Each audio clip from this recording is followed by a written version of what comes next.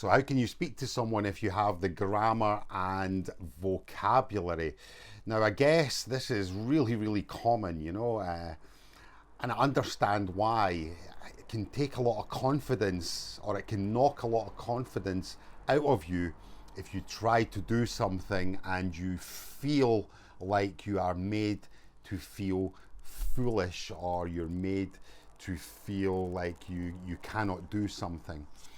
So if you have the vocabulary and grammar, it's always a great start. A lot of students, they won't have the grammar or vocabulary, so you're right in front of a lot of people. But you've got to remember there's two ways of speaking English. There's the English for exams and there's English for communication.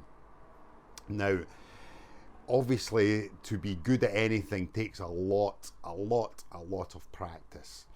Whether you're wanting to play the guitar, you're wanting to play any musical instrument, you're wanting to play any sports, and language, speaking English is exactly the same. You have to practice.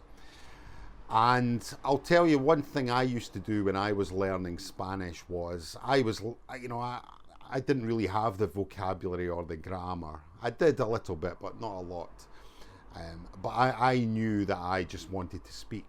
So I used to write dialogues about my daily life, whether I went to the coffee shop or a supermarket or the bank, or I spoke to someone in the street.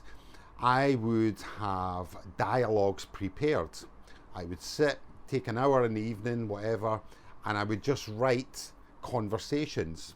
Person one said this, the reply was this, then this was said, and then this was said. And I would just write dialogues and then practice speaking them. Now, the beauty of doing that is if you do it and if you practice, you can then control the conversation of what's being said. So you, for example, you have a dialogue about being in the coffee shop, and you have written out your dialogue, and you practice this. You go into the coffee shop and you start speaking, and it's all your conversation. You start the conversation and you can control the conversation. And this is really, really helpful. It's a great start for you.